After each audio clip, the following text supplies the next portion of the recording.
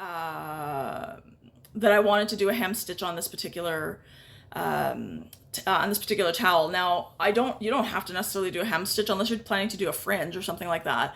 A hem stitch is not necessary per se, but I do find that if I have a hem stitch, when I'm cutting off the threads and then I've got to, iron it and fold it to do my hemming and stuff like that, I don't have a whole lot of loose threads that I'm trying to tame. Okay, so I'm going to try again, because it's been a while since I've done the hem stitching. I'm going to try again to do the hem stitching at the bottom.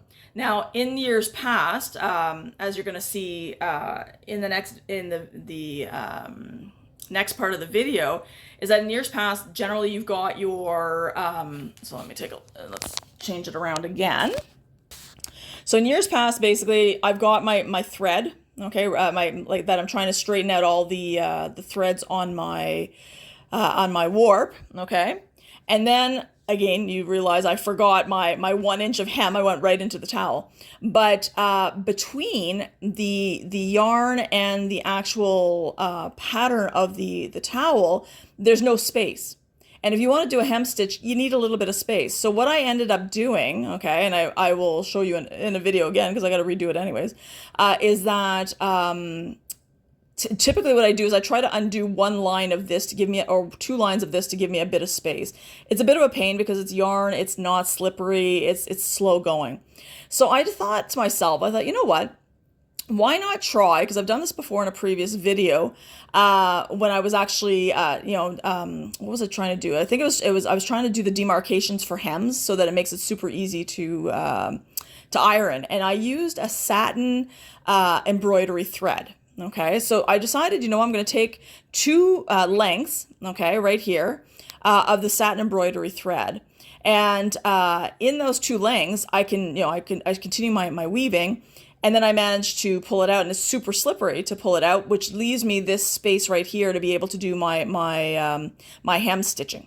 Okay, so let me undo this mistake and then get started again, and then I will come back and I will show you what that looks like. Okay, so right here you're looking at rayon rat tail cord. If you guys do kumuhimo, for example, bracelets, you would know what that is. You could probably get it at a local bead store. I'm guessing that's where I got mine. The other one beside for the hem stitching that I'm using basically is it was satin embroidery thread. This I know works really, really well. It pulls out very, very easily, but I do find that after I've used it like more than once, for example, like the threads seem to separate, and that's a bit of a pain, okay?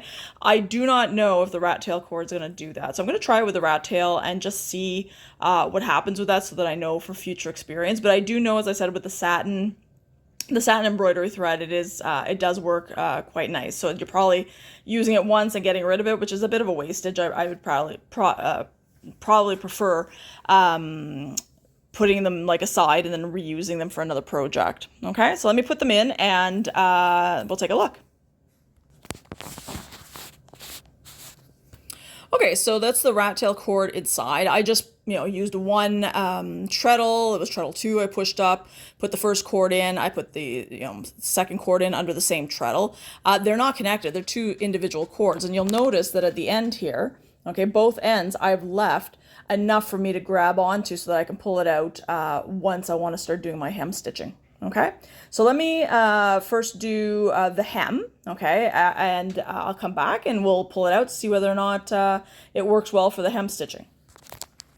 Okay, so as you can see on this side here, basically I've got my 4 lengths across of the 8-2 cotton that I'm going to use for the hem stitching. Okay, basically I usually start on the right hand side because I'm right-handed, and because of that, specifically when I'm right-handed, I start on the right hand side for the hem stitching. I usually start weaving on the left hand side, but for hem stitching I start on the right hand side. So I would imagine that if you're left-handed, you'd probably want to reverse that. Okay, so now let's take a look, okay, on this side.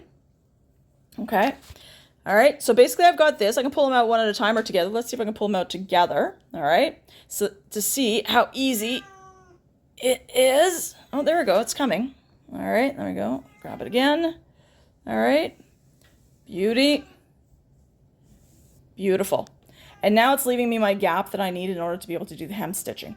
I do have a video on hem stitching with much larger threads, so it's much easier to see than me doing it on this particular one. So I would definitely suggest that you go and see that for the actual hem stitching, not only to do the beginning of the project, but also to do the other side of the project as well. If you decide you need to do that, if you want to do a fringe, you're definitely going to want to do the hem stitching. But for me, I thought this is kind of a cool hack so that I'm not spending a lot of time with that part of my project. So I hope it helps, and have yourself a great day.